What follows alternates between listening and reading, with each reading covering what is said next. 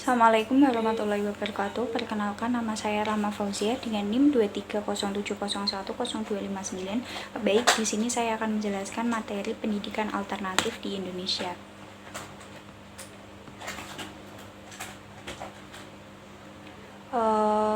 Dari pengertiannya dulu, secara umum pengertian pendidikan alternatif ini bisa dimaknai sebagai model pendidikan yang berbeda dengan bentuk pendidikan konvensional seperti sekolah. Nah, ada banyak bentuk pendidikan semacam ini dan diselenggarakan oleh berbagai kalangan di masyarakat untuk berbagai kebutuhan atau tujuan yang bersifat spesifik. Tak hanya di Indonesia, model pendidikan alternatif ini banyak dilaksanakan di berbagai negara, baik untuk kalangan miskin, berkebutuhan khusus, hingga yang perlu mendapat perhatian. Nah, yang membedakan pendidikan alternatif dari konvensional antara lain yaitu pendidikan alternatif ini tanpa seragam. Adapun materi atau kurikulum pelajaran yang dipelajari sangat fleksibel sesuai kebutuhan, hingga tempatnya ini bisa dilakukan di mana saja, misalnya seperti di rumah, di taman, atau di mana. Bahkan ada yang mengelompokkan pendidikan alternatif ini dalam 4 model. Yang pertama yaitu meliputi sekolah alam, sekolah sanggar, kelompok taman bacaan, dan homeschooling. Adapun tujuan dari pendidikan alternatif sendiri ini adalah agar pendidikan, yaitu sebagai sarana masa depan, mampu menghasilkan generasi yang sekaligus rasional, kreatif, dan bugar selain berkembang emosinya. Karena itu, proses pendidikan ini harus mampu menggali hubungan dan mengintegrasikan 3 potensi dasar manusia yang berupa potensi fisik, potensi rasio, dan potensi kreatif secara dinamis.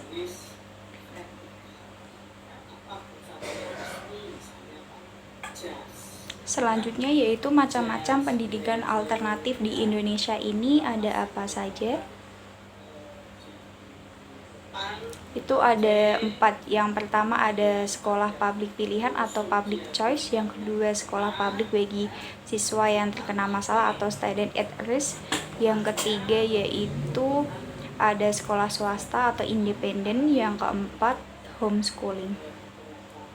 Baik, saya akan membahas yang pertama dulu, yaitu sekolah publik pilihan atau public choice.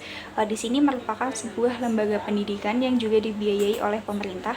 Namun sekolah ini berbeda dengan sekolah negeri yang hanya melakukan cara pembelajaran secara konvensional. Nah, penerapan pendidikan alternatif ini tersedia di berbagai wilayah Indonesia. Contohnya adalah seperti SMP terbuka, SMA terbuka, maupun universitas terbuka. Selain itu, ada pula sekolah korespondensi atau jarak jauh, sekolah bibit, dan sekolah magnet. Yang kedua yaitu ada sekolah publik bagi siswa yang terkena masalah. Maksudnya yaitu siswa yang tinggal kelas akibat keterlambatan belajar. Selain itu juga ada anak yang melakukan penyalahgunaan obat-obatan atau narkoba. Ada sikap atau karakter anak yang kurang terpuji seperti nakal atau mengganggu lingkungan kemasyarakatan. Selain itu juga anak yang memiliki trauma akibat permasalahan dalam keluarganya karena broken home atau perceraian orang tua, perekonomian yang tidak baik, etnis atau budaya yang termasuk dalam suku terasing bagi anak, dan gelandangan atau anak jalanan ini bisa masuk dalam sekolah publik bagi siswa yang terkena masalah. Selanjutnya yang ketiga ada sekolah swasta atau independen. Ini merupakan suatu pendidikan alternatif yang tidak dikelola oleh pemerintah atau diatur dan dimiliki secara individual.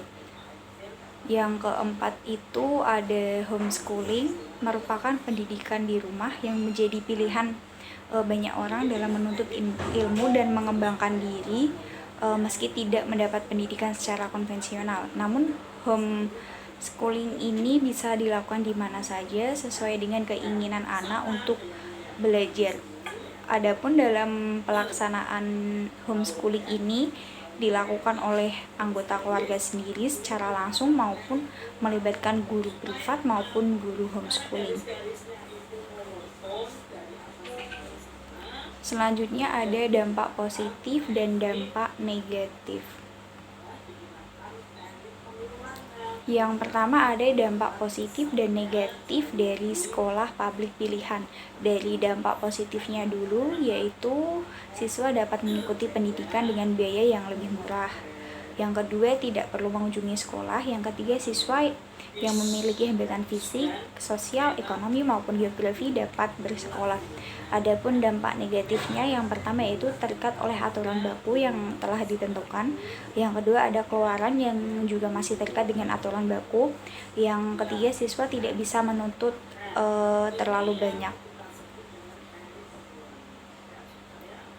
Selanjutnya ada dampak positif dan negatif dari sekolah publik bagi siswa yang terkena masalah.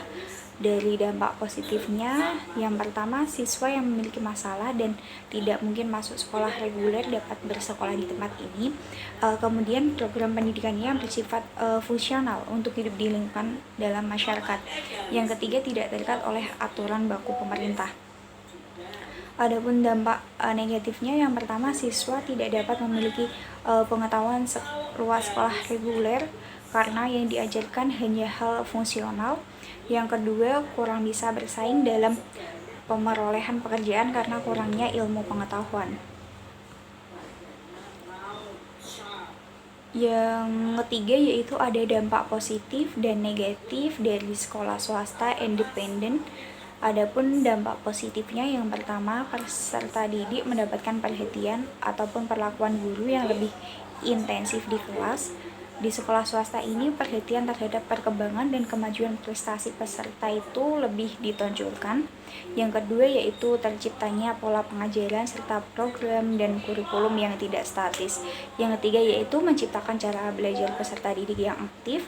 Yang keempat, sarana dan prasarana yang lebih memadai bagi peserta didik.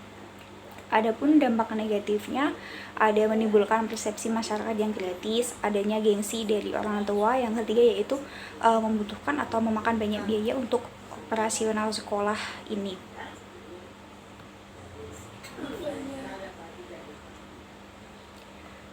Selanjutnya yang terakhir yaitu dampak positif dan negatif dari homeschooling.